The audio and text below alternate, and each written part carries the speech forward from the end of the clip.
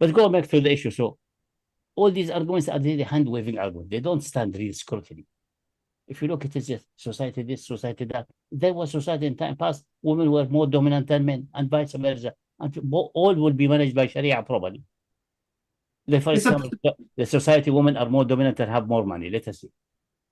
Then the husband could say, okay, for such a woman, you have sufficient money, but you don't have a husband and is not allowed to have zina or to have just casual relation, boyfriend.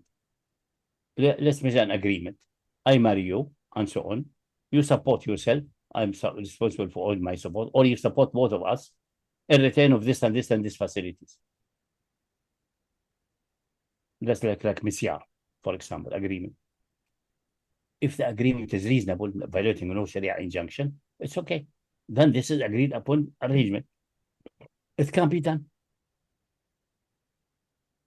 I think they'll be discussing some of this later. I mean, it's more just to get everything out in the open so you can get a good commentary on it, because it's going to be going to certain contemporary issues. But the discussion will be again faulty, going to individual rulings without going to the fundamental structure. Yeah, I think you're always going to have that problem because people, the insistence on going the classical route. Anyway, let's the classical route means the route which the Jahiliyyah in its counter-revolution succeeded in part, at least, hijacking the ruling system and messing up a little bit of the social system. That's it. That's unfortunately. Instead of going, so that's not Islam. This is that scholar and that scholar, they don't represent Islam. Like, for example, let me give an example how scholarly abuse sometimes happen. In the hadith that whatever a woman marries without her the permission of her wali and with two witnesses, the nikah batil. And if they dispute, then the authority, the sultan, is the responsible one to settle the dispute and give her dowry and things like that. That hadith is narrated by Sulaiman ibn Musa al-Dimashqi, who is not a good narrator. He's a confused narrator. He claims he heard it from a Zuhri.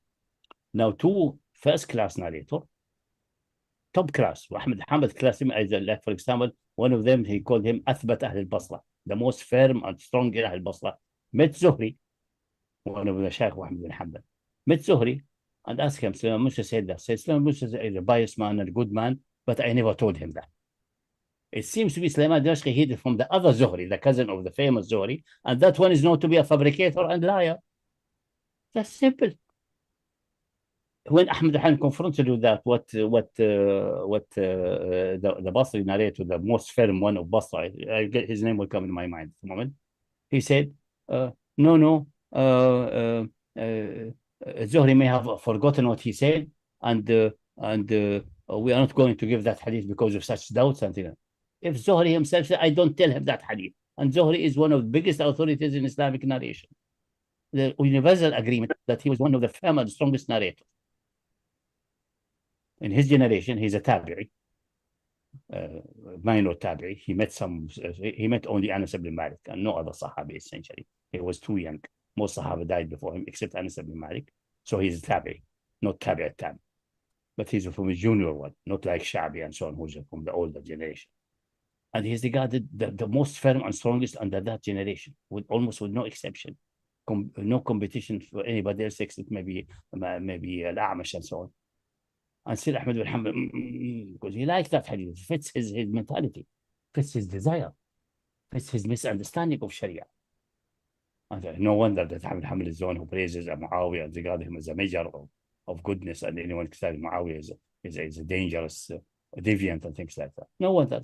The same channel of ideas, following desire and the mainstream and avoiding anything. The same Ahmed Ibn Hanbal who has this objecting to hadith this way, and also the one who praised Muawiyah and attack anyone criticizing Muawiyah. The same one when someone asks him, what's about the hadith about Ali? Don't speak about this. Don't ask about this. Stop narrating this. Because he knows he has no answer for that. The man is not arguing that Ali is more worthy of khilafah. No, the man says if the hadith is mutawatir, nobody can deny it. It's full in all the hadith books and hundreds of channels of narration. If that's so, if whoever I lie or supporter to is a supporter of Ali, and whoever is his enemy is enemy of me. Muawiyah was his enemy. So what does it mean? His Muawiyah will ban out. Don't speak about that. Don't ask about that. That's an area which is a hot area I don't want to touch. And these are the ones taking the authority. And they've had to, unfortunately. I'm not taking this opportunity to ban some of the classical scholars, but sometimes you have to. If you don't, that Islam will be always defaced, seen also the lens of these people, who have tons of now evidence against them. And if necessary, we'll bring these evidences against them. So the people will be weaned from drinking from that breast. Because it's not a healthy breast, unfortunately. No, I think, with all respect to the sheikhs, they both of them are not capable to get off, to go to the revelation itself, and to look to the reality how it was, and clean their mind from such conviction that there are certain jobs men are more suitable than women. Yeah, physiology dictates, like for example, childbearing and things like that. Definitely. But this issue is a bit kind of contentious in the sense that something that's a wide area of permissibility is quite common for a person not to really go into that certain, because there's not a necessity to really go. If it's all mubah and you have the opportunity to make a contract accordingly, then there's no requirement to really go into the deeper philosophical issues until, for example, you have examples that may go into areas, gray areas, which you need to go back to text. I'll continue playing it, inshallah, because I think it's because he does later on start speaking about ilal and certain modern applications, which that's where we can get some meat out of it. Okay. Next bit is going to be starting talking about obedience, which you've already covered, but it's worth just skipping through.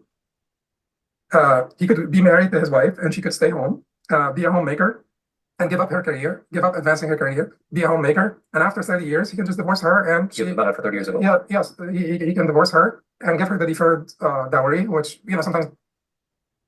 A second, just buffering. Bear with me.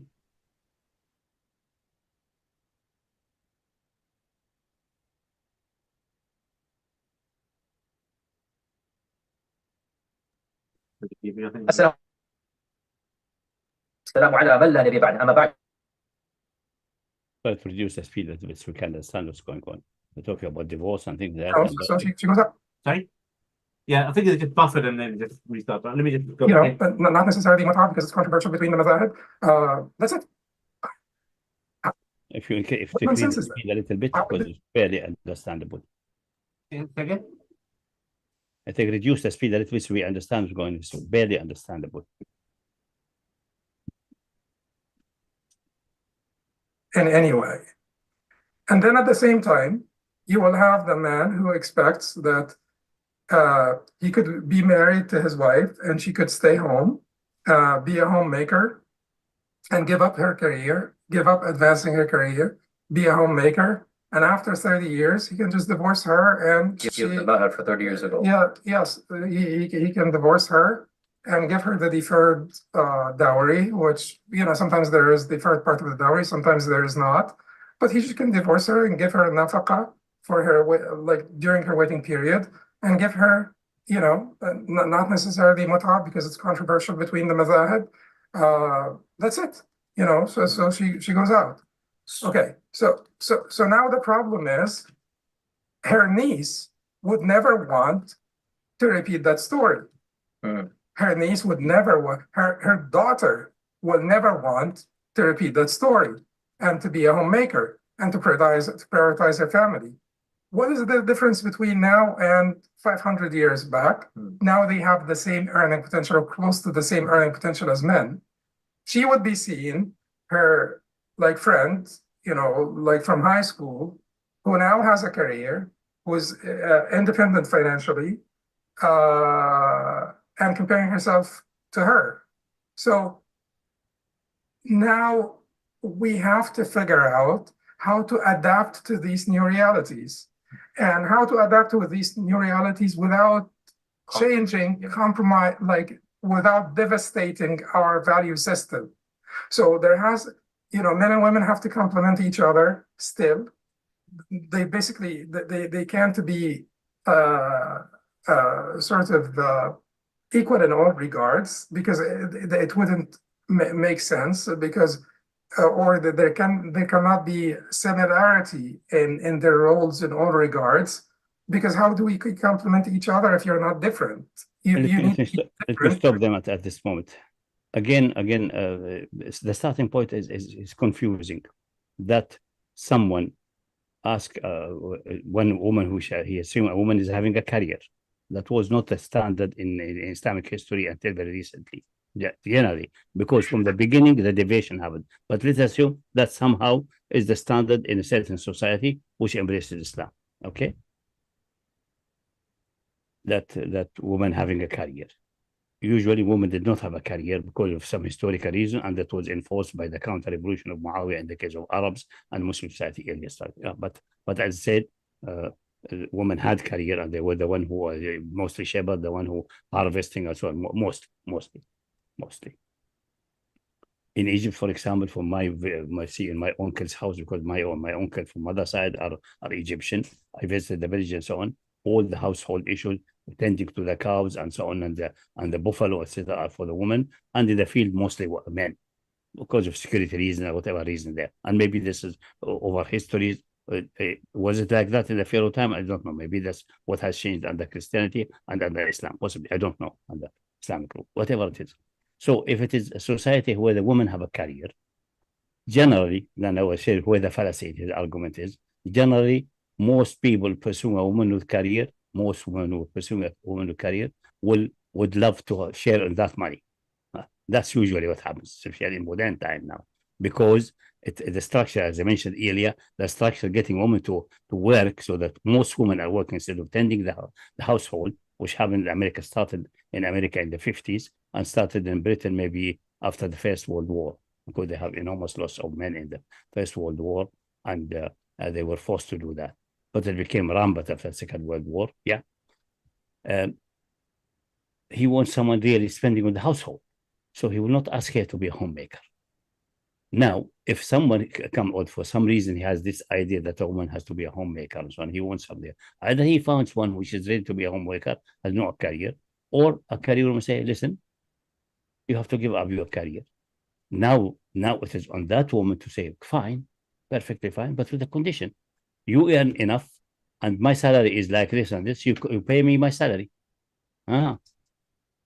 If it doesn't happen like that, and he divorced after that, then it is a very good reason for her to sue him to the court to get the compensation for all her salary.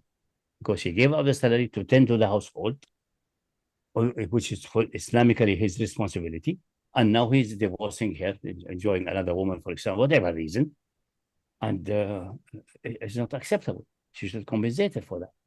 And there's a hint in the Quran. Let me give you, there's a hint in the Quran for that, a clear hint for women immigrating in Hudaybiyah, after Hudaybiyah. And there was an agreement with Hudaybiyah that men will be returned back, but women was not clear if women are covered by the agreement or not. And then the Quran says, no, the women are not covered by that. They should not be returned back. And the Quran says clearly, if they immigrate, and you have tested their iman, and they do not immigrate just because they have the problem with the husband and so on, they are genuinely interested in Islam and in immigration, that's fine. Then the marriage is dissolved, but it is not haphazard. فَلْيَسْأَلُوا مَا أَنْفَقُوا وَلْيَسْأَلْنَا مَا أَنْفَقْنَا. You have to see what the kafir husband who are in the domain of war, now it's obviously under treaty, has spent all of their life and what they have spent, and then balance the books. So it's not haphazard like that. That it was done that in Islamic history, and scholars did not attend to that point. That's there. The Quran is here. Look at that. If that's the right of kafir husband, that he will balance the books with his wife, because he can say, she left me. I have spent all my life on her, and now I'm stranded without a woman. All my expenditure. I need some compensation. Then he comes to Medina and negotiate. And she said, I did this and this. He did this, and they do the accounts. Yeah. What's the ayah says? Go and check the ayah. They actually do discuss something very similar. Normally in modern times, especially people do that he would love to have a woman who is not a homemaker, so she can relieve him for his responsibility of money, or he knows he cannot give enough money. But you have even extreme situations that many, unfortunately, some of them are calling themselves da'iyah, living on the benefits of the wife. That's an extreme, other extreme. It's just the opposite. I think the case he's constructing is a singular case. In such a singular case, she can sue him and to ask for compensation. Best from the beginning to say, okay, I will give the career, but I have in the career this salary at least now. Assume it will not increase over the marriage, but at least the salary, you give it to me, put it in my bank account. Then I stay home. That will be a reasonable demand. If he thinks she can support the household and pay her salary, that's it. I think when they come to, so he does cover this, which I'll play in a second. It seems to be he's coming that he can demand that, and she's obliged. She's not obliged. She's not obliged to accept a marriage in the first place. But even she accepts without making such that's not what they say. So in their defense, what they say is that in the instance that this happens, so for example, he gives the example of someone's niece. Then it's clear. The ayah in Surah to preempt something. Is clear. There's two other things. Just that no scholar applied that in Islamic history in time past is not an argument. They have neglected. They have failed their duty. What the pragmatic point is this: you've got some people who see the importance of having a homemate, and so you see in Western societies, for example, when there's a negligence from the mother figure, and then the child being left to kind of rear itself. And then traditional people will be like, okay, no, I want my wife to prioritize on this. But then you have the competing interest whereby, not due to your fault, the fact that the entire society has been orchestrated to not support a single income. This is probably what the backdrop is. And it's a bit, they'll feel a need to kind of address it. Then nothing can be done. No, you don't need to address it. Life is about choice. Make your choice. If you cannot compensate her for salary, then just live alone, or get some more money, or do some solution, or say, okay, you keep a career, I stay home and take care for the kids. There's some American series that it seems odd, but this makes good sense. Someone stay home. If she has a better career and more money, continue, and they will cut part of my thing. In return, I'm not obliged to spend on you and so on. That will be a settlement. That may be a settlement. Some people of Asian and Arab origins, this is undermine our manhood. No, it doesn't undermine manhood or anything. This is that's a Jahiliyyah point of view. That says a man must be the one who is earning and commanding the woman to stay on. No, this is a man in your mutilated vision of reality, not what the revelation is addressing and wanted to happen. What the revelation wants is that in a normal situation, that you do the complete earning and support the family completely, and then the woman will be available for the household for rearing the children because she's the most qualified. If someone is having more qualification on earning money, then maybe she becomes the qawwam. She's the supporting of the family, and they have time to attend to the children. If you don't want the children to get up crooked, it will be not ideal, less ideal than opposite the other one. But that's a possibility. This has to be because of permissibility. And it has to be negotiated 2 parties in advance. That's what's available. Yeah, such a condition is reasonable, and there's nothing prohibitive. All conditions are binding for Muslims, unless something make halal haram, haram halal. That's simple. And this is nothing is making haram here. I know that's my obligation to support the family completely, and you have the right to work and earn your own money.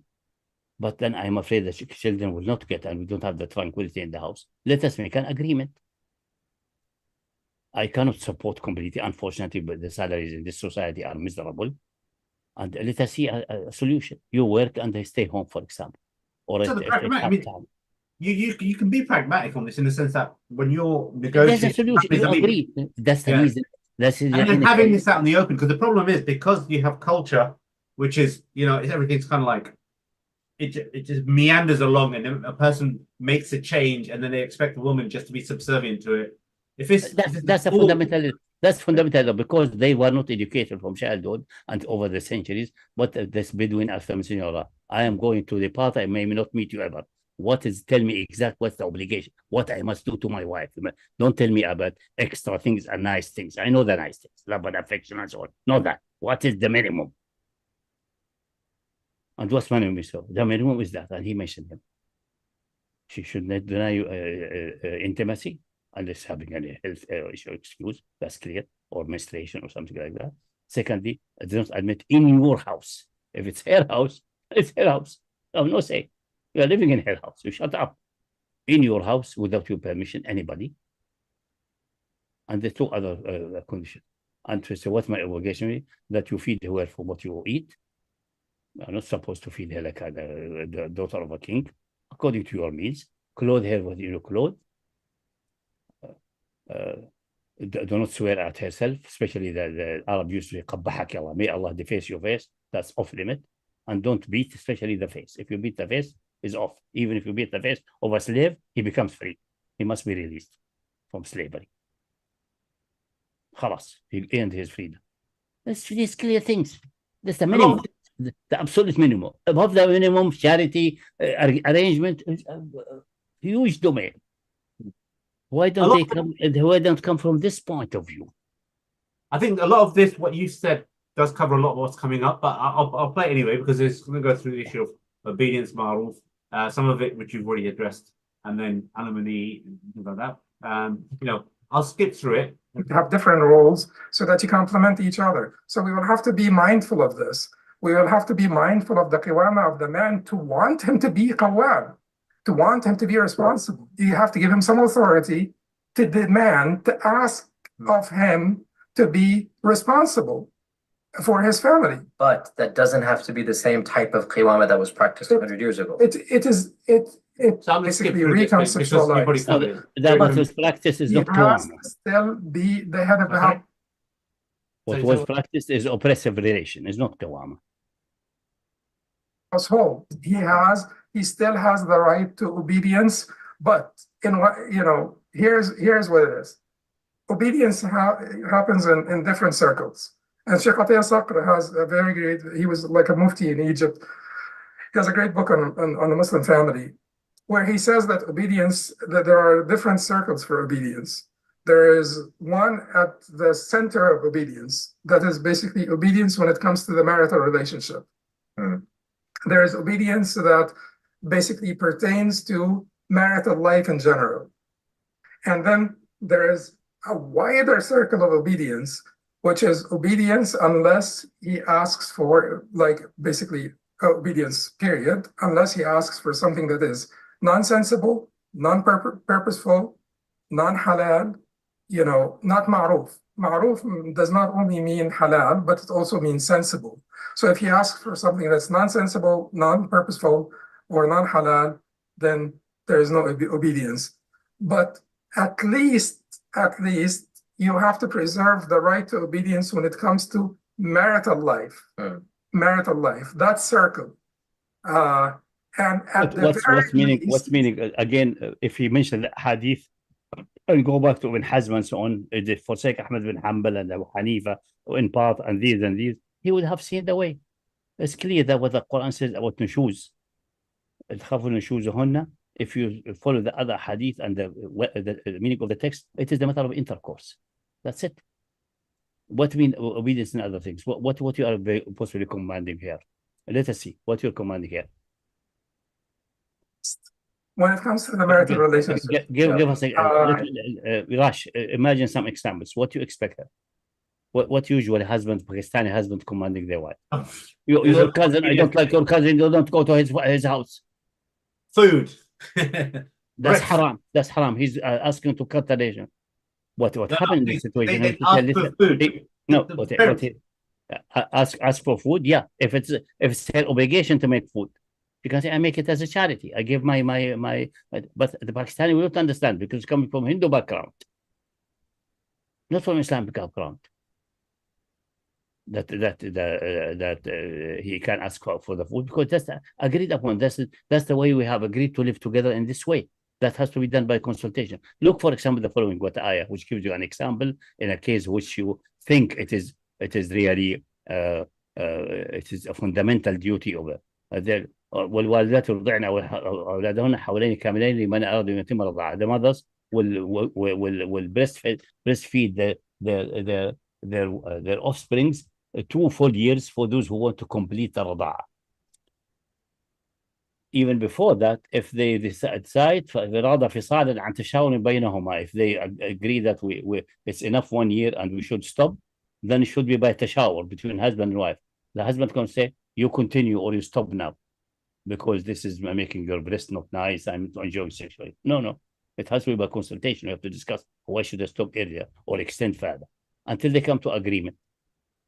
But if they don't come to agreement, especially after divorce, there is usually the woman is in another house and so on after the end of the iddah and so on. And then the husband may say, you cannot cut, you should continue for two full years. No, I will continue. Take your kids, I throw them on you. That's what women do and so on in various society. No, that's not the way to go. That's it. In that case, if you are not agreeing, and you have to spend, as long as you're feeding your children, even if she's already divorced, living elsewhere, you have to compensate her for breastfeeding. Even that. You have to give her wages for that. Yeah. Read the ayah, read the Quran. Then you glean from it the sense of the situation, how it is. It is based on taradi and interaction and agreement, and then compensation if necessary. And if there's no agreement possible, then the husband will look for someone else to do the breastfeeding. If he insists more breastfeeding and she is refusing, it became so difficult, you don't come to an agreement, there must be some solution. Beat her up? No. Kill the child? No. فأنت عصرتم فسترضع له أخرى. No problem. Find another woman to breastfeed him or take care of him. Simple. Because it's the obligation for the father to finance that. But it may happen. Allah knows that it will be cases some woman becomes stubborn and angry about the husband or hate him because he preferred another woman, or all these complicated human reactions. That has to be managed by salah, by dua, and so on. But the child has to be fed, for God's sake, properly. So in that case, you came in a situation that things become tough and nobody is coming to a reasonable agreement. Then the husband will go and find another woman to take care of the child. He has to do, not she.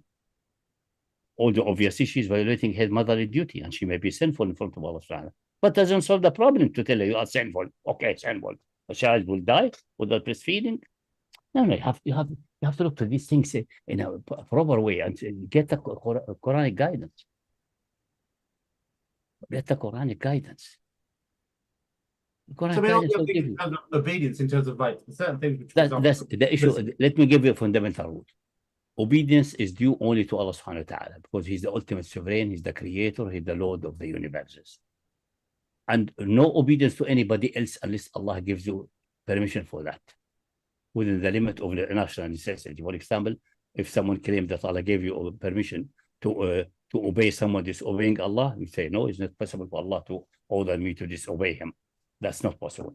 So there's no obedience in someone commanding haram. It's absolutely impossible rationally, and accuse Allah of being mentally deranged. That's a'udhu billah, the utmost kufr.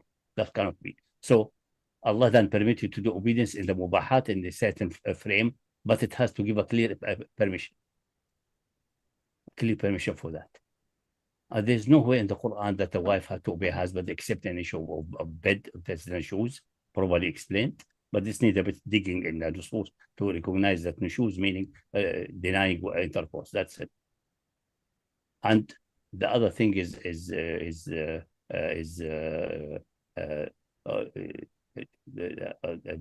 clearly clarified by the nusus. Anything else, there's no obligation of obedience. It has to be by consultation. Even for breastfeeding the child, it's by consultation and agreement. It doesn't work otherwise. The qawama, because you're responsible for the family, the qawama meaning, if you don't come to an agreement and still the marriage is still, that's in this ayah of the breastfeeding is concerning after divorce, because their problems usually are wrong. But in the families, ultimately, when they cannot come to agreement, then who will make the final decision and take the responsibility? The one who is the breadwinner. He takes it. Okay, I don't agree with this. Yeah, for example, should we put the kids in a private school and pay money, or should that will make hardship life harder for us? The wife says, I insist, I want them to have a husband. I cannot afford it, sorry. And they cannot come to a reasonable agreement. Then the husband says, we have to decide. The kids have to go to school. The school year is starting soon. I make the decision now. I take the responsibility to go to the public school, which in England, the meaning is reversed, I think. But it doesn't matter. I mean, the one who's paid by the government. We can't afford the other one. And the wife has to accept that. Because he's the bread earner. That's the meaning of the qawama. Everything by consultation.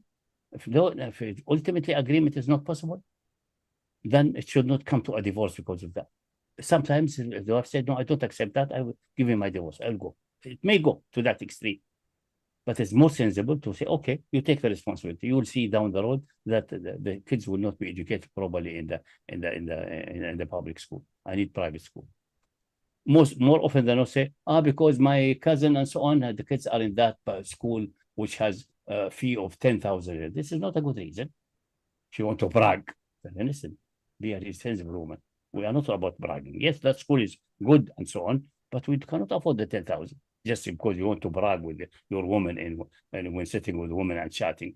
We can't afford. I forced my husband to send the kids. That's what happened in the real life. We don't go into philosophical discussion for things which are clear in real life how they were. That's it. So there's no obedience there except what Sharia clearly says obedience. The same with the parents. The misconception that you have to obey their parents. No, you have to be charitable. Good treatment for your parents. You have no obedience. And in some places you are not allowed to obey them. If they ask you to worship anybody beside Allah or commit haram, sorry, out of question. But still, even if your parents are pagans and they say you have to worship Shiva. No, I'm not worshiping Shiva. It's impossible. But if you need me to go and shop you in the market, I will do because you are my parents. And I have to be kind and gentle to you. I do it because I'm obliged for charity and good treatment, but not obeying when haram or obeying shirk. Quran is very clear. Okay, let's carry on, inshallah. So there's a problem with the definition of obedience. The same apply for anything. Yeah, this is so they're going to discuss your obedience. I mean, ultimately the bullet points are obedience has to be established, and they're like the narration and the Quranic ayah, very clearly defined. And then the other thing will be around starts discussing things like all الذين تخافون نشوزهن. The word using the word نشوز is clarified by various hadith, meaning denying intercourse. That's it.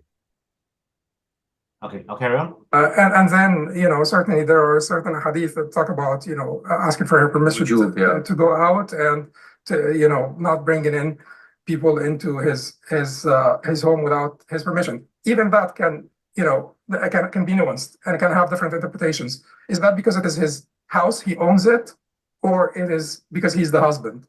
So Imam Nawawi seems to think that it is because he owns that house. So what if she co-owns it? Oh my gosh, you're going to get into a lot of trouble for this guy. Let me interject.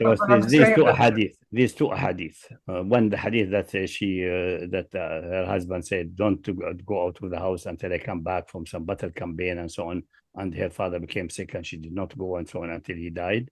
And the Prophet praised her, said, that's guaranteed. That's most likely a faulty hadith. It smells like fabrication. But it has to be scrutinized. The other hadith about what was the other one? What about it was not going from the house. You're going to get into a lot of trouble for this guy because he owns that house. So what if she co-owns it? What if he pays? No, the other hadith not to go out of the house. What was that? No, that's the one. You're going to get into a lot of trouble. That one about sujood. This is based on the hadith from Mu'adh bin Jabal. I have it in the book Tawheed in Arabic, and there are various narrations. One narration say, "Don't do it. If I would, obviously this happens on once in a day. It's not possible that Mu'adh bin Jabal did it twice. This is inconceivable. So it's one occasion, one hadith, one in the Islam say, why are you doing that? Say, I was in Sham and they were doing that to their priests and bishops and so on. And when he made sujood to the Prophet, you are more worthy for that. And they say it is the greeting of the Anbiya. The Messenger said, كذبوا على أنبيائهم وحرفوا كتبهم. They lied about their prophets and they mutilated or fabricated in their books. And another narration says that if I would command anybody, I would command the wife to someone could argue one of these is fabricated, most likely the second one, or say it is should put together. They fabricate against prophet that was never the greeting of the prophets and so on. This is a lie. And if I were commanding, that says imtina. If it was possible to allow or command anybody, then I would command woman to because of his right over here. But this again is still odd. I don't think the hadith will stand scrutiny if it's scrutinized properly. I did not in the book Tawheed. I was focused on an issue of sujood, but that's not ibadah. It's just a greeting. But in Islam, it's prohibited to use it as a greeting anymore. In time past, it was permissible. And we know the story of Yaqub, and that was issue of Tawheed. That's what I focused on. I mentioned all these hadith without discussing the issue of it. the part of that. If I would command anybody to make sujood to anybody, then I would command a woman to make sujood. That's obviously seems to be a later addition. We have to scrutinize the isnad and see. So this is really not an authority. You cannot really rely on something like that. The Quran is clear. Sujood ibadah is prohibited. It's kufr sarih. That is the Shams wal Qamar, meaning because they regarded them as the divine being, not because of any respect or honoration. Concerning respect or honoration, the Quran is silent about that. Mentioned the story of the sujood of the Malaika to Adam and sujood of the family of Yaqub to Yusuf when they came to Egypt, and doesn't mention anything else, neither positive nor negative. That's very clear. And only that had, I think, building the whole story about this, and they said just sujood as a respect من عظم حقه عليه, because he has a great right over here. That's a question, because when someone said, asked him, who has more right on myself? He said, your mother, your mother, your mother, and then your father, then the next and the next. So it doesn't seem to be that that the husband has more right than the father, or vice versa. Yes, in the case, the matter of intercourse and living together, in that sense, he seems to have more right, definitely. But this is from another angle to be seen, not matter of obedience, like commanding and things like that. So it is very obscure. It's very obscure. And the hadith said, not because she's obliged to it, because his haqq over here is very high. He deserves sujood. What do you mean over here? Meaning that he can command or not command? No. Like, for example, you should not say, oh, you are troubling me to your parents. Even if they are really troubling you, you should abstain from showing that you are troubled by their behavior out of charity. They have such a high haqq next to the haqq of Allah, because they are responsible for your direct existence, especially the mother, which carried you in pain and so on. The Quran says clearly. That made their haqq. But doesn't give her the right of command. It just make her eligible for more charity, more respect. So if we interpret that hadith correctly, if it's authentic, then if someone deserves sujood as a matter of respect and honor, then the husband, because he has so much, he's spending for the wife, he's caring for the wife, protecting the wife, sometimes dies defending the wife, living the wife, and so on. Obliged to fight for her, fight for the kids, and so on. He has a great haqq, worthy of respect. Does not mean worthy of obedience. Like okay, let's carry on, inshallah, because there's going to be for this no, but I'm just saying that, so there are different circles, and then it is unlikely that you will expect people to observe, or you're expecting the women to observe the largest of those circles. They would be recommended. So, Sheikh, I have a different way of explaining, which is ending in the same result, and that is when Allah says in the Quran, الرجال قوامون على النساء. This is the general rule. Rijal are qiwam. There is a level of authority. There's no question about this, right? Then Allah gives two ilal. بما فضل الله بعضهم على بعض وبما أنفقوا من أموالهم. And the first of them signifies the physical in particular. If you look at the books of tafsir, it is the fact that the man is hunting, the man is protecting, the man is at war. So the man is physically protective. And so obviously, because he's physically more qualified, Allah has given him qiwam. And number two, وبما أنفقوا. There are also intellectual differences between the way women think and the way men think. Which are more conducive for leadership. Prioritize their yes. And the second one is وبما أنفقوا من أموالهم, which is financial. Now, the modern world we live in has chipped away and eroded the need for that physical prowess and the economic disparity between the two genders. This is rahma unufina. It is what it is. The modern world has taken away the need for that physical disparity. Now in the office, everybody's exactly the same. Intellectually, in terms of computer programming, whatever, it's really, men and women are really the same in this regard by and large.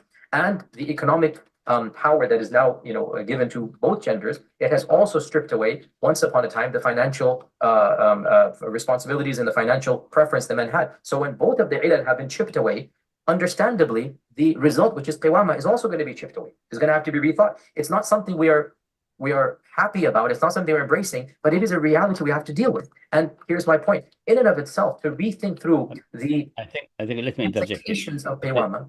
That reality should not exist, but it has happened in the Western world because of historical reasons. That بما أنفقوا من أموالهم not mean that they're doing it as a charity. It's by Allah commanding them to make nafaqah, which clarifies that the qawama is really responsibility more than commanding and obedience. Let's clarify. And the difference between the both sides, as I said, he thinks because the man is the hunter, the man is the done. It seems to be he understanding بفضل الله بعضهم على بعض, because Allah made some of them superior to the other. Not only that, because also the woman is superior to the man in childbirth and so on, and this needs some kind of tafarruq. So the husband has to take care of that also. Tafarruq? Because human beings are not living like leopards and so on. They're more living like lions. Lions have another structure of society, obviously. Question, you said tafarruq. What does that mean in this context? You said tafarruq. What does that mean in this context? What is tafarruq? You said tafarruq. You said they've been after Qawama. Maybe I misheard you. Sorry, ignore. No, that's not what I said. This may make the meaning of Qawama more an issue of responsibility than command and control. So, but the other side is not that this is بما أنفقوا من أموالهم, that's what gave them Qawama. That Allah ordered them to make, and that's clarify that this is Qawama is by injunction of Allah Ta'ala, because they are ordered to spend. So basically, he's effectively making illah to be that the Qawama, but it's the illah is actually, and there's no illah needed here. It's not illah. It's not a command. Allah describes the situation that men are more responsible for women, for their protection, for their clothing, for feeding, for protecting the kids, and so on, because Allah gives them superiority in this department, while the women have superiority in childbirth and taking care of the children. And this division, this fundamental division, which is important because the essential part of human life is getting the kids, rearing them, and getting them up. That's the essential part of life. This is not a minor job. This is a major job. That's the first work division should be considered. They praise the Western society and industrial society that it brought the work division. That human progressed when there's work division. Work division. Some people are planting and producing food, and other people making machinery in the city, other people doing that and that. The fundamental split up between taking care of the new generation and bringing them up in a human dignified way is such a fundamental important activity, more important than planting and so on, or as important for survival of the species. So that's a work division.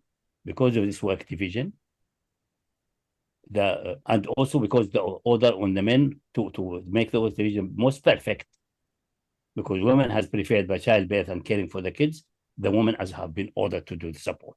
So it's a complex relation. It's not Rijal Qawamun, I order Rijal to be Qawamun. No, they are by necessity like that if these conditions are fulfilled. The one which is the physical universe is fulfilled.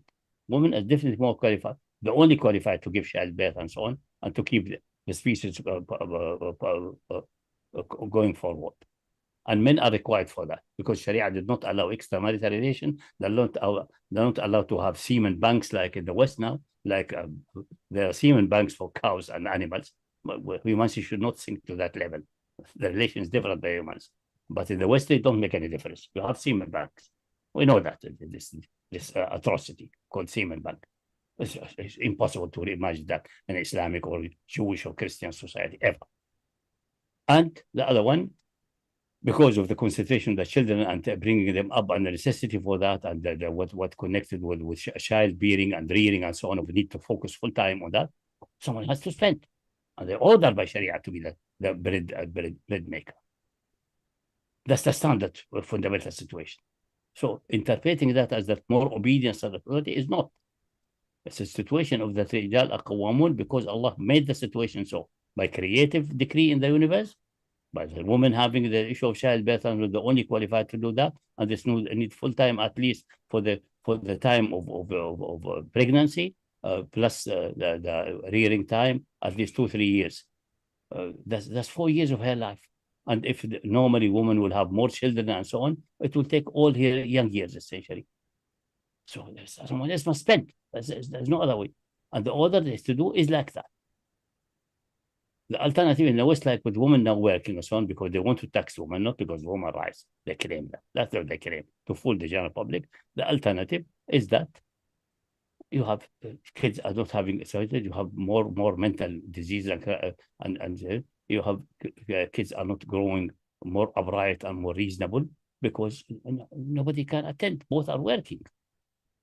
Both are working. That's the reason some people are now some series in the television, especially black families, are trying to that the woman is working and the husband is attending to the kids, and still doesn't solve the problem of the pregnancy time and things like that. sometimes they solve that. Sometimes that's because the woman cannot bear children by surrogate mother, and that's other complex problem connected with it, which we'll discuss on another occasion. Anyway, so it's a misunderstanding what the reality of the universe.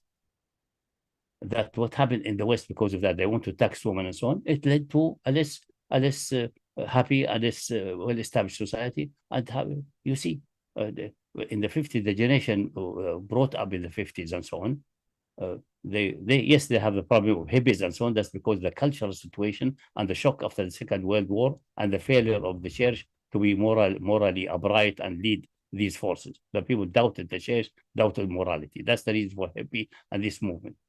But after that, we have the generation which are completely infested with drugs and so on because they didn't have parents caring for them properly. Besides, obviously, the fundamental problem of the lack of fundamental persuasion of piety and morality. But it's another philosophical and social issue, combined with the lack of a house doing that. But it's like dynamical. That separation, that getting the woman to work and the kids are losing that is also interconnected with the loss of the authority of the church and the issue of public morality connected with drugs use, and that feeds back on that, and that feeds back, and this is until now we have what they call it. What is the name of this fentanyl or this material? Crisis of 100,000 dying in America yearly on that, having a massive drug problem, a huge one. It is that feeds this feeds in that. The resolution will not come by appeasing the disease in the society. It's going back to the fundamental definition of marriage. And they will be career women, and they may decide, well, I don't want to children, delay the marriage, or having this marriage for enjoyment with the condition I support myself and you just visit once in a week and don't show me your face other time. I'm busy with my own life. Fine. If a husband accepts that, fine. But some husbands will accept that for sexual enjoyment alone, or for having and if a child comes, then I will get a nanny for him. I can't support. Yeah, fine. If husband accept that and they agree on it, that's fine. There's no problem with that. But there will be a minority of cases. Will not be the standard. If they become the standard of society, the society will become sick. Like we have the example in America now. In Europe, we have an example of that. We have clearly an example of that. And it's very, very, very, very distinguished in the surrounding society. In England, for example, most Asian families, despite of all ills and shortcomings, where most women are not working, the kids are in general, much better in the average, and they're attending more college, they have more, we see in the Asia. The next generation is achieving in the average much more than the equal number of the surrounding generation, and which men and women are forced to work, just because of this Asian tradition of women staying home and so on. It has a good effect on the kids. Nobody, as far as I know, just as general casual observation I see, and everyone can look at around and see it. But if someone does a study, a well-structured study, he will recognize that. And the result you see for the second generation maybe have a lapse in Islam commitment, but the third generation is becoming more Islam and more committed, because still the household is functioning. Besides, obviously, the internal strength of Islam and its rational argumentation and so on. That's also, we should not neglect that. It stands firm in front of all rational or pseudo-rational attacks of atheism, secularism, and so on. It's very poor. But other society cannot survive that. So the matter is more complex than that. This is where I think a lot of this is coming from, because navigating the West, seeing these kind of trends, because there's a void in the West. This entire feminism, and then going to this whole manosphere as being a reaction to that. This basically people are just without guidance, and then people are going to start latching onto. So even for example, like right now, for example, a lot of these Christians, whether it's your Jordan Peterson or there's a lady called Pearl, where she's advocating the more traditional values, or Candace Owens, all these kind of people are kind of like recognizing there's a problem with the Western culture.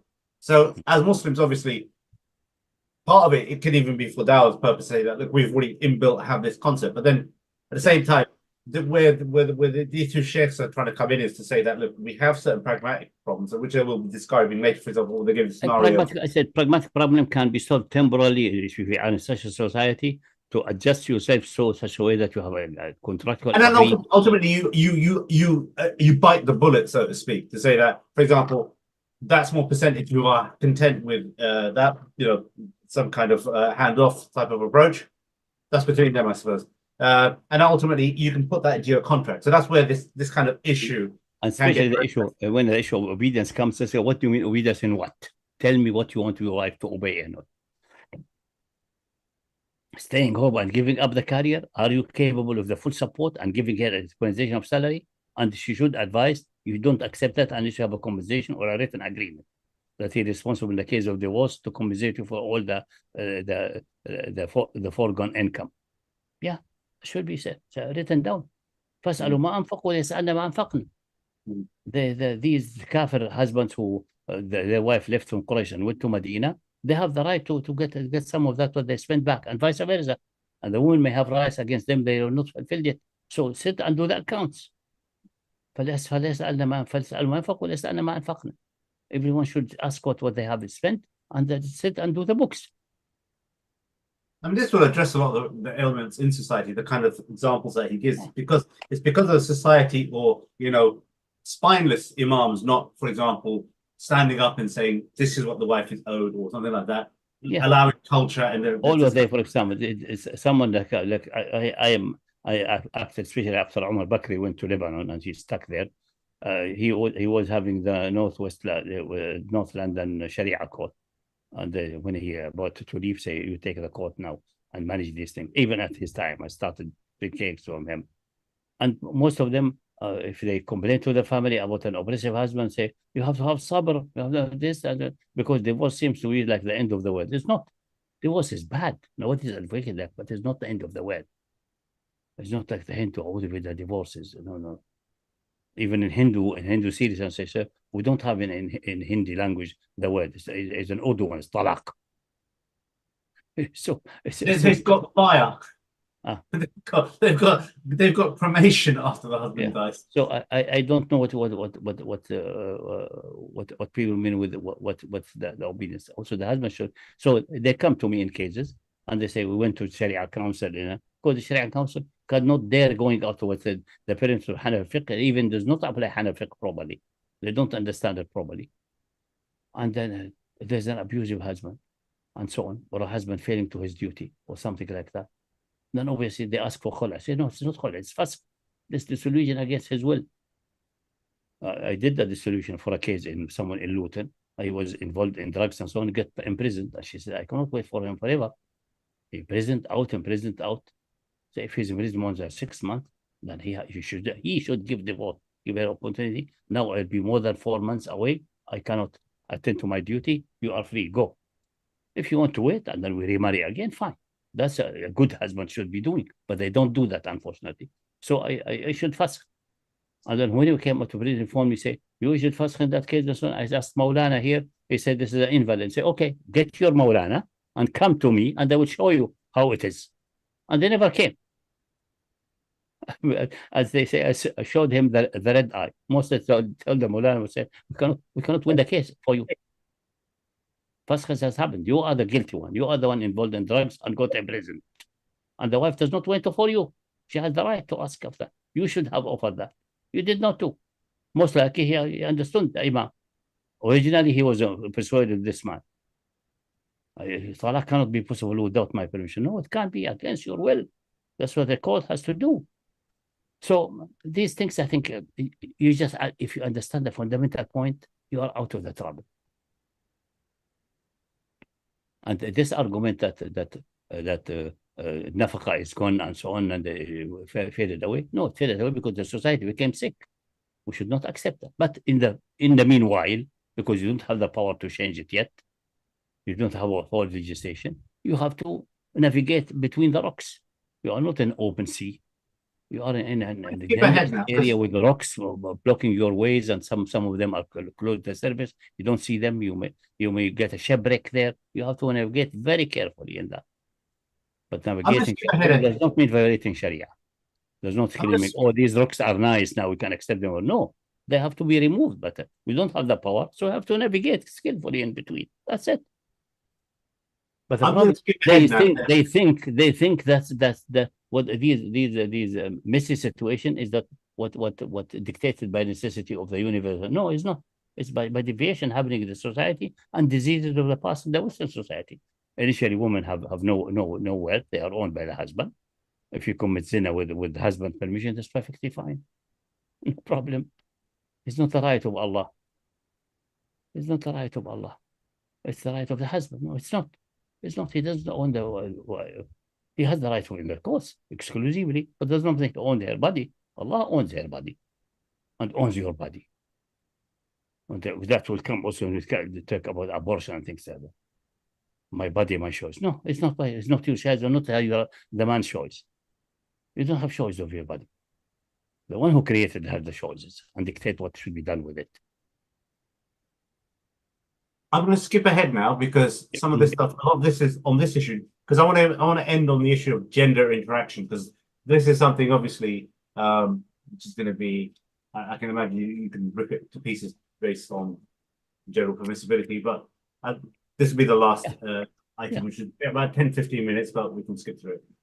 Wrap up, inshallah. One other, again, sensitive issue, and that is gender interactions. And in particular, the notion of living in the West as we do. We have our sisters, going pretty much everywhere, dressed, inshallah. The point is they are dressed appropriately. We'll get to what if they're inappropriately dressed, meaning they're not fully wearing the hijab. That's what we mean by that in this particular circumstance. But then when it comes to our Islamic gatherings, our Islamic conferences, to what level of strictness are we required to apply? Must we bring about complete segregation in our Islamic gatherings? Because there's arguments both ways. As you're aware, and to summarize for our viewers, those that are on the stricter side have a legitimate argument like, hey, this is our space. Let us control to the max and let us have full segregation. And on the other side, you have I would say some pragmatists who say, hey, look, many of our brothers and sisters, they're not to that level. And if we were to be ultra strict, they're not coming and listening to the lectures. And so we are not going to enforce that type of complete segregation. Rather, we have an understanding that, there's an Islamic culture and environment, nothing overtly haram taking place. So we're going to be a little bit on the laxer side. Fact of the matter is, majority of conventions are actually all mainstream conventions are on that side. So you have the critics who then come along and argue these aren't Islamic because they're not enforcing, and there are non-hijabi sisters coming along. And the speakers, like myself and yourself, attend these conventions. And from our perspective, we feel that there's no question hijab is mandatory. We feel that there are bigger priorities at this stage because many of the people in the audience are not at a level where they're going to be embracing certain aspects of Islam. So we have this back and forth between those critics who accuse us and others of selling out or of watering down or of not enforcing versus our understanding, and it could be wrong here, where we feel this is not the time and place when we have 10,000 Muslims, the majority of whom are not even praying 5 times a day, the majority of whom are all in major sin. This is not the time to nitpick something that is not on the top 5, 10 of our list here. So a little bit of thoughts about this issue of segregation, especially when it comes to Islamic conventions and lectures. Well, the book that you pointed out, or you referred to, the book that I wrote on gender interaction, it's male-female interaction in Islam. I had a picture of like a classroom, like where men and women coexist in the same classroom. And I had the speaker, which was supposedly a man, facing the men, and the women were to the side a little bit. They're still able to see the speaker. There is no partition between them and the speaker, but they were a little bit to the side where the speaker is not facing the women all the time. I think that people would be entitled to critique, like a young male preacher or speaker sitting across from like a good appearing woman. It's all relative. I'm going to push back here. It's all relative. It's all subjective. All these adjectives you're using. But at the same time, these who's going to define these recognizable things. Our scholars have always talked about these concepts. Forget about it. Not completely, not well dressed. Not forget about well appearing.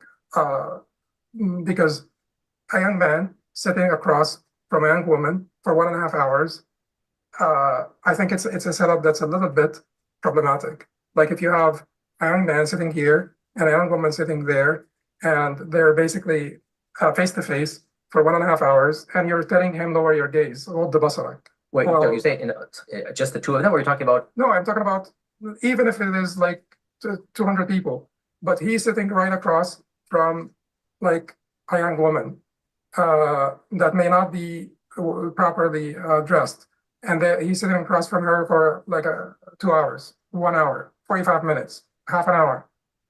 That is not conducive to lowering your gaze. Like, doesn't Allah say, say to the believing men to lower their gaze? Like, is this arrangement conducive to lowering your gaze? Well, what is the lowering your gaze about then? If we're not going to Yes, sir. So, Sheikh, carry on, or? No. It's clear the same problem is there here. First of all, they still have this fiction of ikhtilaf and so on. The problem is that all is coming. Even Sheikh Yasir Qadhi, when he says proper hijab, the woman who is Muslim is not obliged to hijab, for God's sake. Hijab is only obligatory to the wife of the Prophet ﷺ, exclusively. The word hijab is used for them. Hijab means we can preempt it. We don't need to. We know the way they think. They are taking on the classical, especially the issue of ikhtilat has become a big issue, especially with the Wahhabi and so on. So the use of the word hijab is wrong. For Muslim women, there is Islamic dress, which is jilbab and khimar, and this is all a Quranic injunction. Some people say this is traditional, so it's not. It's an Islamic injunction. Even the Old Testament is clearly an old injunction, well established. Al-khimar and jilbab. For the wife of the Prophet, it's a complete hijab. It's like a curtain or a wall. And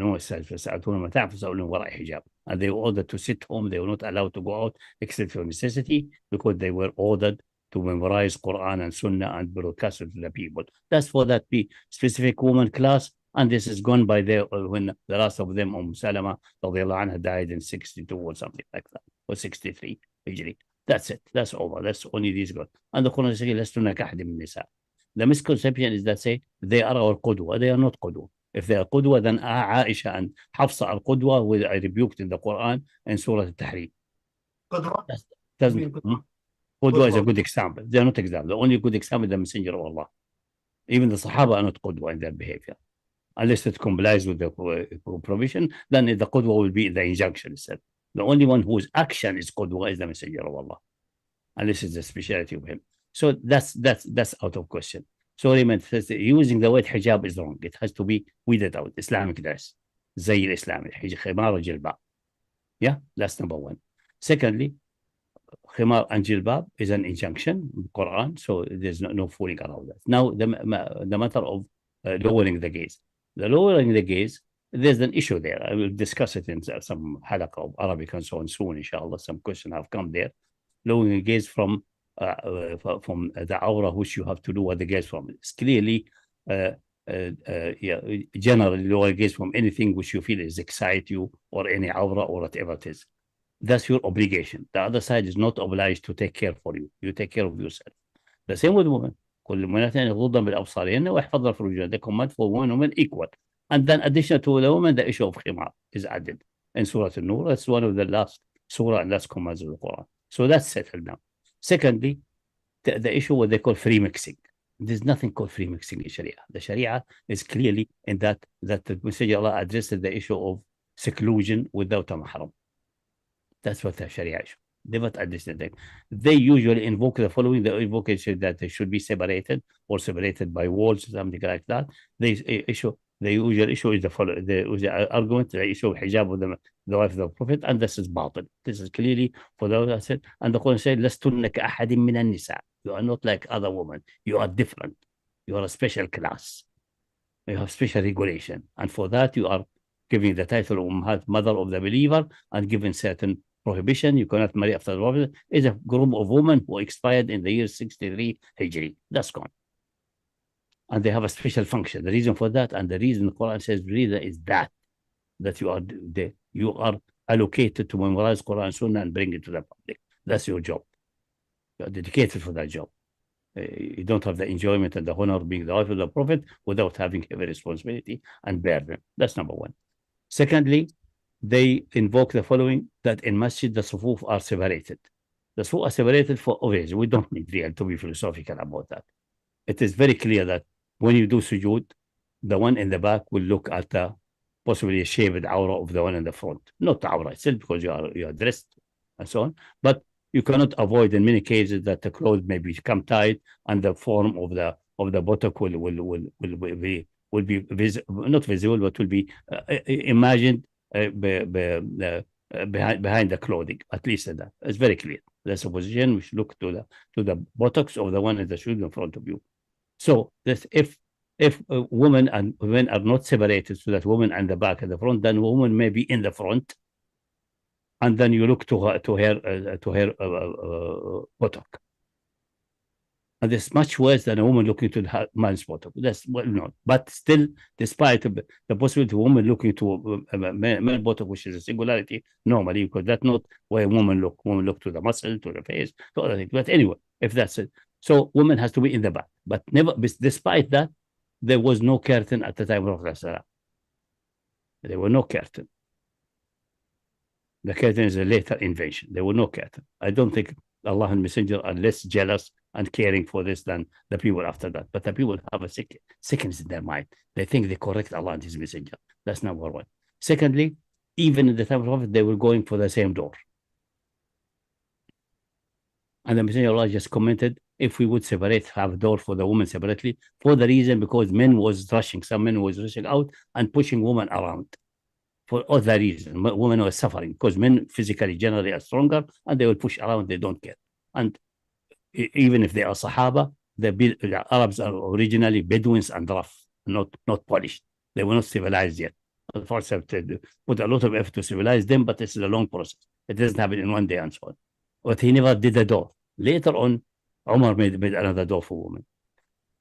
That's number one. So the only place concerning study classes and meetings and so on, the women complain that the men have taken over your teaching sessions. They come earlier because they have no children responsibility and other things. They rush and come around you, and then we are left far away outside. You cannot hear what you are saying. غلبنا الرجال على مجلسك. So, and obviously they can't mix with the men because they will be touching and so on. Touching, which is not permitted. There are separate. There are physical separation for you, at least, and airspace. That's the reason that you cannot embrace a non-mahram woman or have dancing in the embracing style. Huh? That's the reason. Because they will be touching, and it's not allowed to touch the woman which is not your mahram or your wife. That's the reason. So they cannot mix because the halaqah is tight. Shoulder to shoulder. And the same with the saf in the salah. That's the reason they are mixing with that. Also looking at the bottom. That's two things. Now let's go to that's the physical reality. That's no doubt about that. And so that's one. So the Prophet allocated for them a session for them specifically because men have out-competed them, not because it's not they cannot attend from far away and so on behind that. And the mixing, shoulder to shoulder, like in classes, it will be at that time. They're sitting and they're obviously intermixing, and because they are crowded, they will be touching and will be, which it definitely some haram will happen of touching awrah and touching and feeling the body parts, and this should not happen. Definitely should not happen anywhere. There should be physical separation, unless mahram or husband. Okay, so that the separation of those who was not temporal, although he wished he could do that, but he did not do it, or most likely deliberately because of revelation. So that will not be a primary example. People clarify to it, and Umar did it, feeling that it's a good way to do it. Maybe he's right, maybe it's better. It's easing the woman, but it's not necessary. If it would have been necessary or even more desirable, no way Umar will be doing more desirable than Messenger of Allah. We keep that in our mind. There's one hadith then saying that women were competing with men in getting out to the masjid, and women rushing and taking the middle of the road. And there's the narration that the Messenger say, not for you to take the middle of the road, you have to go near the wall. And that a narrator say they were going so close to the wall that their clothing was stuck with the wall. And this hadith is batil, it's fabricated. We have the study for that. So that's it. What else is there? Nothing else is there, indicating that what they have. Study classes, because they're mixing in that case, because at that time, if it is separated in tables, then the issue of touching and so on is resolved. And there's nobody doing sujood there in the halaqah. So the issue of looking on the bottoms and so on is resolved. So they can't mix. Now, generally in Islamic conferences and so we see that the they usually separate like the woman to the right, men to the left, or something like that, so they can take their liberty, and there's no. And if you go in out of the row and so on, you don't touch men, or men don't touch women. That's perfectly fine. That's perfectly fine. I don't see the problem with that.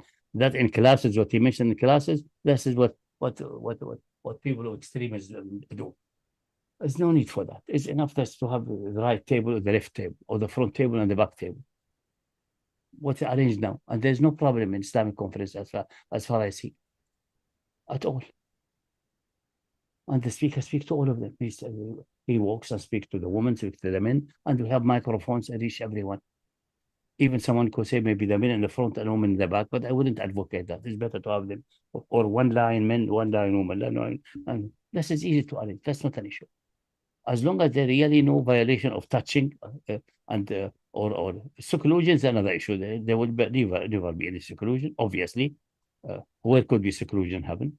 At work, for example, a secretary is secluded with her boss behind closed door. The solution for that is that the secretary, the door to the walkway and to the other, and most of that will not happen nowadays with these cubicles, but let us say that. Keep the door open. There's no seclusion. If the door is open, anyone can come in and speak to the secretary. And if she goes to the boss, if he calls her to make a note or something, she goes in and keep the door wide open. Simple. It's very simple things. It's not complicated. And everyone will adjust that very easily. As a matter of fact, I noticed the following note. We were in a bus stop, and an English young man was sitting next to an English woman, which obviously had no hijab and so on, and they were very close. Not deliberately. That English girl stood up and took the bus. His bus, that was not his bus. He was sitting. A Muslim girl sat next to him, the same sitting that the English woman was sitting. He noticed that it's a hijab woman. He shifted himself like one hand span further away, like two hand spans. Automatically, subconsciously. This one is dressed in such a way that doesn't want to be in close touch with the man. So he moved subconsciously without anything. It's almost unconsciously he did it.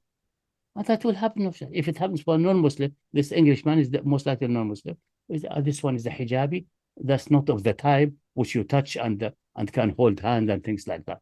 That's another type of woman. And he moved a little bit. We show that this Islamic dress, I said hijabi, but again, mistake. Khimar and jilbab wearing Islamically dressed. He moved automatically. And this will happen automatically. Almost automatically, subconsciously. I don't think it's an issue to it. The conferences are having trouble with that. I fail to understand. It may be someone have difficulty in weddings because there seem to be some mixing, but there's also really no real mixing there. Because all what happens is that the same family or relatives, they sit on the same table, men and women. They were doing that at the time of the Prophet. But the people do not read the Sirah.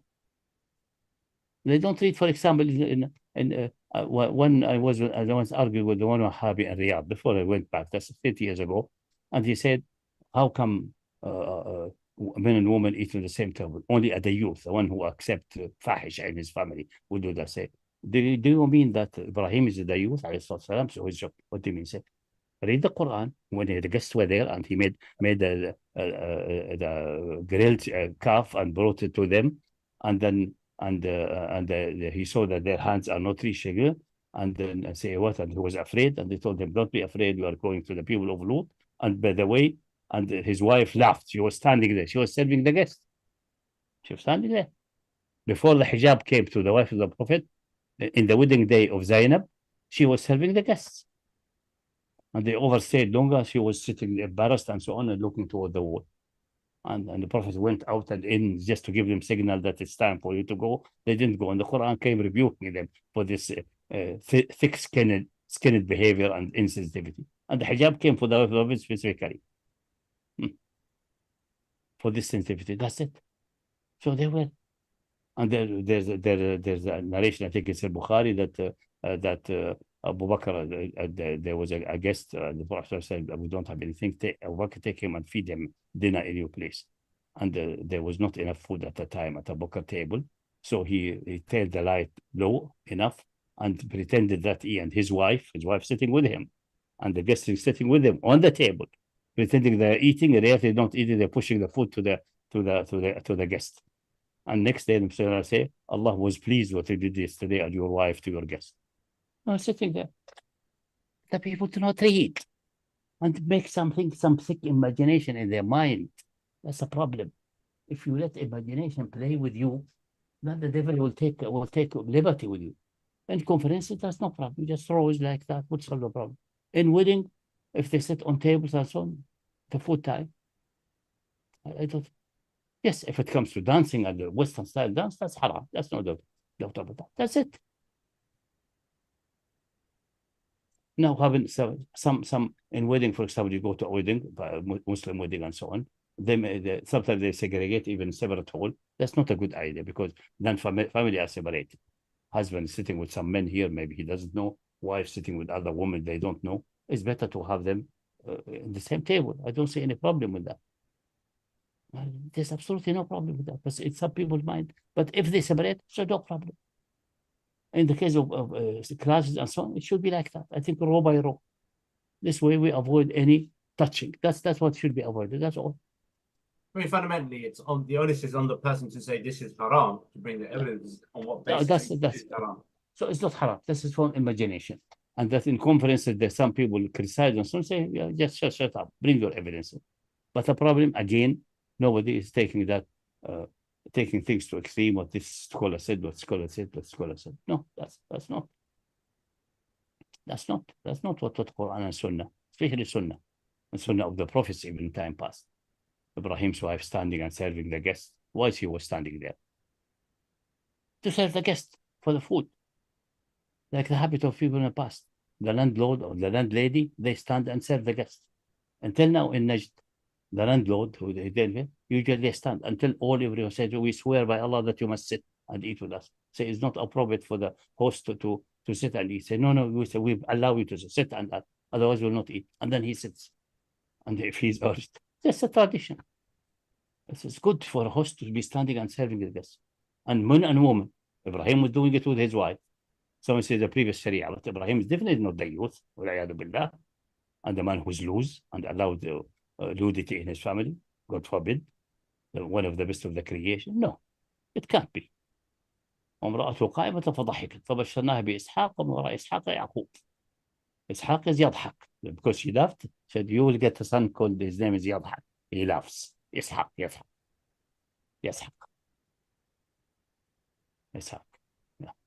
So she was standing there. Well, they were not eating because they're angels. They cannot eat. So their hands are not reaching. So who are these? If someone, your guest does not eat from your food, it's a danger sign. He's not a guest. He's an enemy. No, don't worry. We are angels. We're coming to people of Lut. And his wife laughed of happiness, most likely, because she hates the people of Lut for some reason. And they gave her the good news of getting Ishaq and Ishaq after Ishaq Yaqub. And she was standing there. Yeah, it's previous Sharia, but nothing in the Sharia has come prohibiting that. And with Hadith Abu Bakr, this together, she's clear. You can be in the same table. Obviously, the husband will separate the wife from the guest. She will not be shoulder to shoulder the guest. That's it. In the West, they do. They don't care. They mix touching for them. It's no problem. Touching and holding hand and so on. Yeah, I think it's quite clear. I think it's clear. I think this term ultimately they made the issue non-issue because they adopt they say اختلاط, free mixing. What's free mixing? Where did you find this word in Sharia? Where it is? They know we deduce it from this and this and this. So where is the deduction? The separation in the masjid. Separation in the masjid is very clear. What is the reason? But even in the masjid, there was no curtain. The curtain is just later invention. Even in time of Umar, there was no curtain. In time of Umar, even in Taraweeh, because the masjid is big and the number of people is big, they had an imam praying in front of the men and another imam leading the women. And the separation is very big enough. But he's an imam, a male imam. Because most Quran Mirza were male. Only few women were, and one of them was leading prayer at her house. Waraqah. But it's another issue. I'm not going to discuss that. Question. I remember there's a narration about even they made wudu in this close proximity. Is that correct as well? Yeah, from the same big bucket and so on. Yeah. Mm-hmm. And they were together in that. Yeah. Because they have a very long tank and the men were coming first and make wudu, and women were standing. So he said, why are you standing? Participate together, all of you. And clearly they avoid touching, unless it happened accidentally, like going from a door or something. It happens. That's accidental. Few seconds, that's forgiven. That's not an issue. But if you're sitting on a table, clearly, men and women, then it will be so arranged that no man is shoulder to shoulder woman who she's not mahram with him. And that's easy. People arrange that almost psychologically normally, unless they are Western people who have no issue with touching anyway. So on the issue of lowering gaze, the onus is on the man to lower the woman. Also on the woman, also. The same for the woman. And for the woman, he added more, because the woman have a special, the nature of the woman body and hormones and pheromones and whatever it is, and the smell, and we don't need to go into these things which people know by a natural inclination. I mean, the point being that you're not responsible for the other person's reaction. That's the issue. Yeah, that's it. Otherwise, the Prophet would have made an injunction. Yeah. He would have Allah would have made the injunction and conveyed it through the Prophet. That's fundamentally the issue. Concerning that, some sisters come to these conferences not properly dressed. I think the conference should organize that. Tell them, listen, this is an Islamic conference. You're supposed to be dressed Islamically, meaning jilbab and khimar. Otherwise, the brothers will be negative to that, and they will feel intimidated, and you should not attend, or attend and have maybe khimar and jilbab available for rental at the door. You can be creative. I don't think it's an issue. It's not obligated as such, is it? It's not. It's no. If you're the conference organizer, want to have things smoothly and nobody having any objection or any something like that, because not everyone in the community are dealing with a big community now with people. A fraction of them will be having a bad feeling or feeling embarrassed or something. Okay, then you can manage it this way. But you can make it in the conference call. Note to the sister, this is. Many brothers feel intimidated, don't feel very happy to be in the presence of a sister who are not wearing the Islamic dress. Try to avoid those hijab and give example, give certain pictures and give certain models. And we have ones available at the entrance, for example.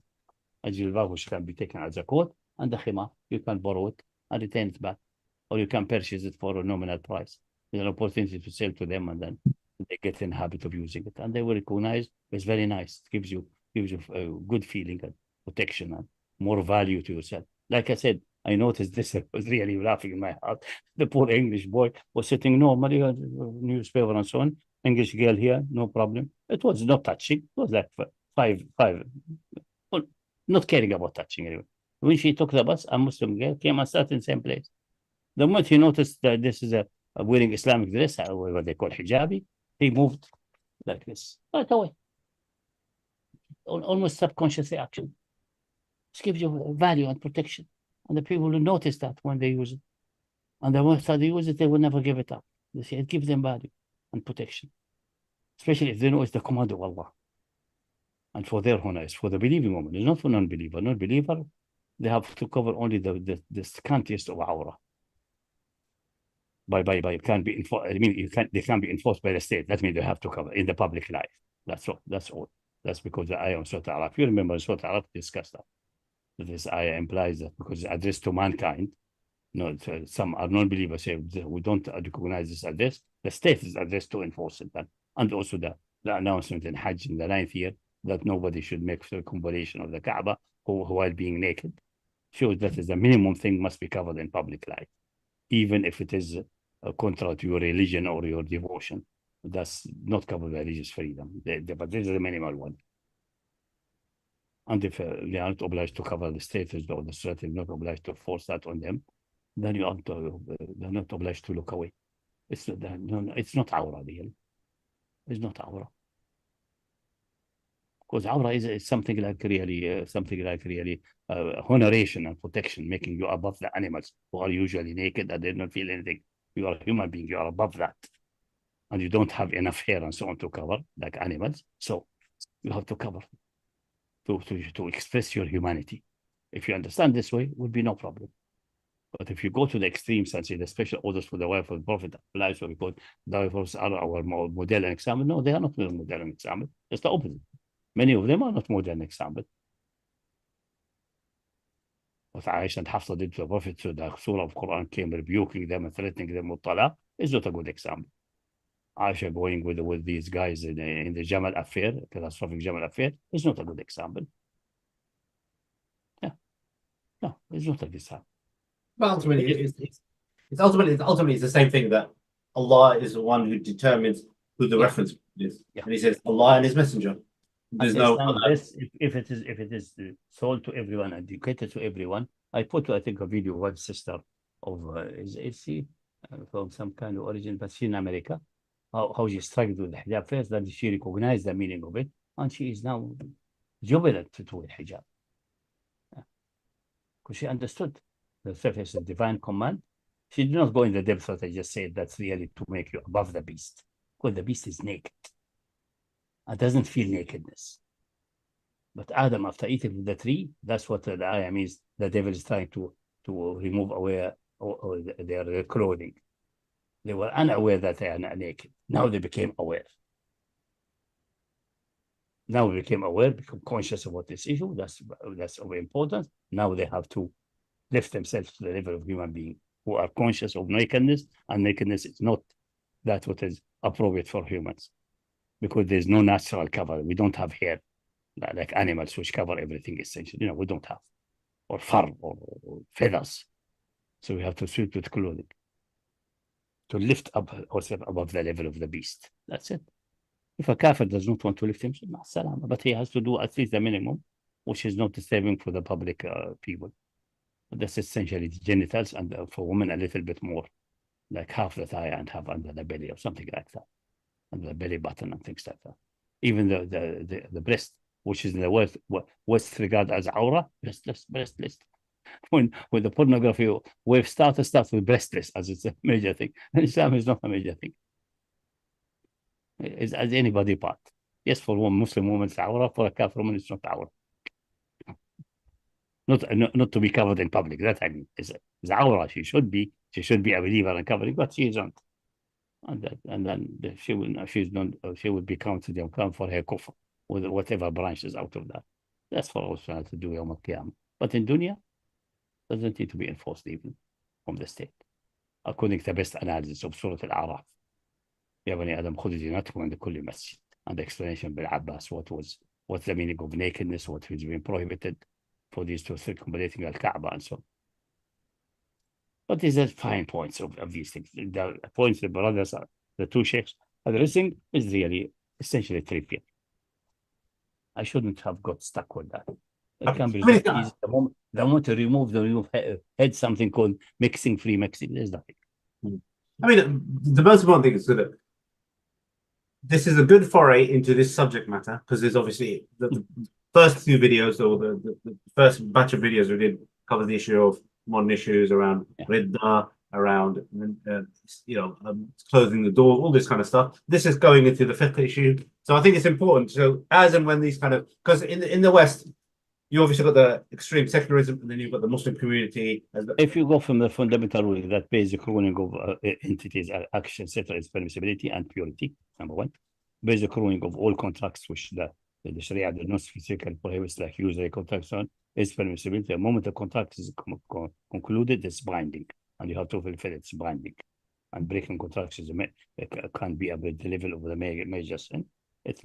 Thirdly, that the basic ruling about obedience is that nobody deserves obedience intrinsically and fundamentally except Allah Subhanahu. That's the meaning of worshiping Allah, that He's the only one being necessarily existing and the Supreme Lord, the only one who deserves obedience. Anybody else must be disobeyed, must be rejected. The idea we must reject the obedience, because if you accept obedience as such, we're accepting that He's a divine or have some kind of aspect of divinity, which is not. Unless Allah orders to obey, and the order must be limited to that specific area, because it cannot be general. It cannot be saying, wife, you obey your husband. That will be impossible, because the husband may command something haram. So it is outside haram. Then in which things? The only thing which has come specific text is intercourse and few other things, which specified by the Hadith of Prophet, and specified in Hadith of exclusive sense. So since they say a man asked what I'm obliged, what is the minimum I should do to my wife, and the minimum she can do to me. The minimum. I don't want the maximum on charity and love and affection. This goes infinitely far away. No problem. No. What's the minimum? No obligation. I must fulfill, otherwise I'm sinful. And what's her obligation to me? Otherwise she's sinful. I can tell her that's the message Allah ordered. Then he told him 1, 2, 3, 4. The hadith is there. Besides, the Quran is very clear. Okay, inshallah. I think that's good for now, inshallah. I think the two mashayikh are still stuck with the classical way of not recognizing the basic ruling of basic rule of permissibility in its full extent and fundamentality, and secondly, not recognizing that issue of so-called Islamic test and hijab and so on have been blown out of proportion because the fundamental mistake regarding the wife of the Prophet as an example and the injection to them as, if not binding to us, at least a good example, is not. And the Quran says clearly, you are not like other women. You have certain standing and you have certain obligation, and you sit home to do that obligation. Let other women go and enjoy themselves in parks and so on. For you, that's not your job. Your job is to sit and memorize Quran and Sunnah and bring it to the people. And some of them failed in that partly or fully. In part, like Aisha and so on. In part, not only, in part. So that's their job. And none of that is and the Quran is very clear.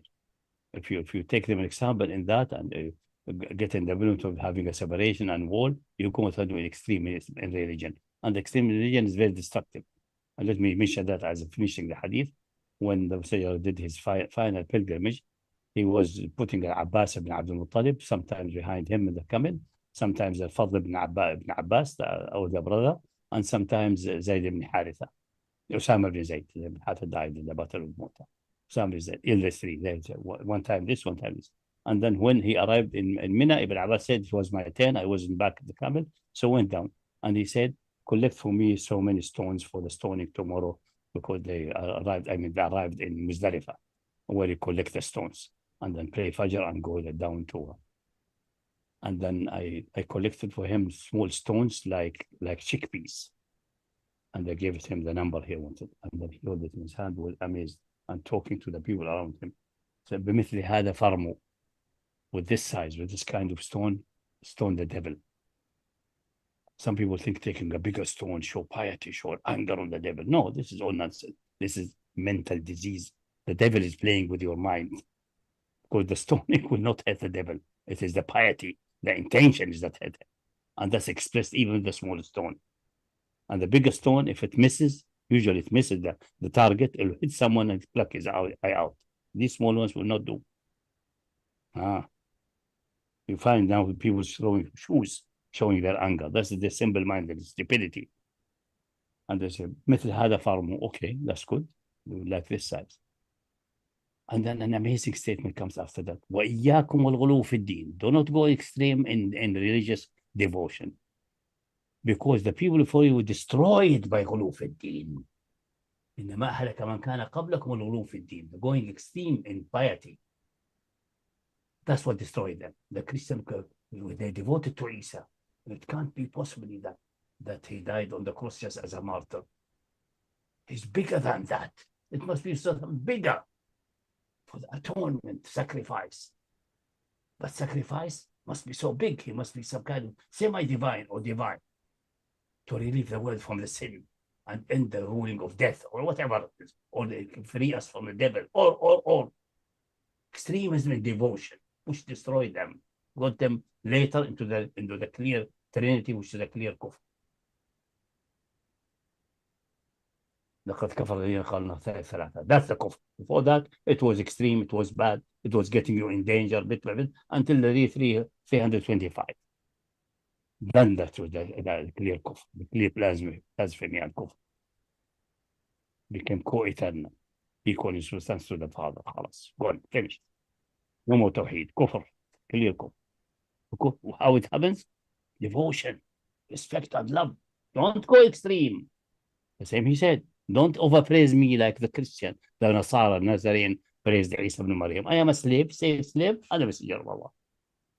If they said about Isa, he's a slave and the messenger of Allah, was no problem. Crucified, yes, no problem. But that's what the people saw. He is martyr. Before him, Ibn Zakaria was decapitated. Before that, tons of prophets were. No big deal. No big deal. I don't know. It can't be just martyrdom. He must be somehow higher. Somehow higher, then he must be somehow above humans. Until you get to the same here.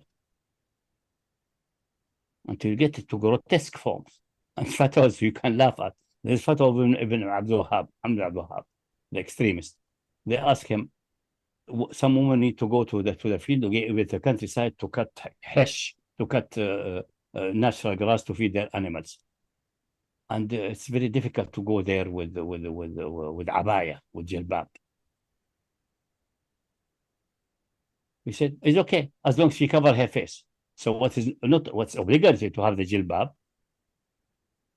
suddenly is not necessary, as long as she cover her face, which is not obligatory. Instead of saying, why she cannot go with the abaya? They say abaya is too clumsy and fluffy. Then your abaya is wrong. It's not a correct abaya. Look at the abaya of the people in Sham, which is like an overcoat. Reasonably fluffy, not showing the body parts, but reasonably close, so you can do your work without any problem.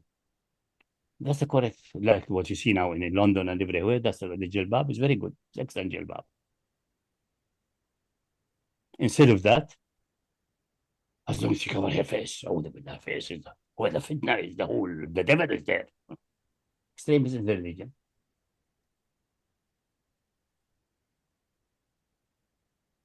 Okay, Jazakallah khair, inshallah. Beware of going extreme religion.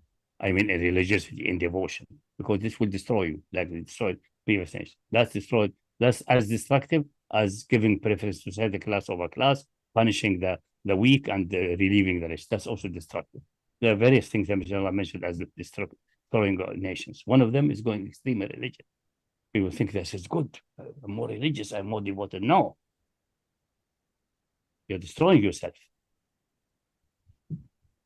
ما أهلك من كان قبلكم بالغلو في الدين إياكم والغلو في الدين صلى الله وسلم وبارك على نبينا محمد وعلى آله الطيبين الطاهرين الصحابة المخلصين المجاهدين الصادقين وسلم تسليما كثيرا اللهم صل على محمد وعلى محمد كما صليت على إبراهيم وآل إبراهيم في العالمين إنك حميد مجيد وبارك على محمد وآل محمد كما باركت على إبراهيم وآل إبراهيم في العالمين إنك حميد مجيد السلام عليكم ورحمة الله وبركاته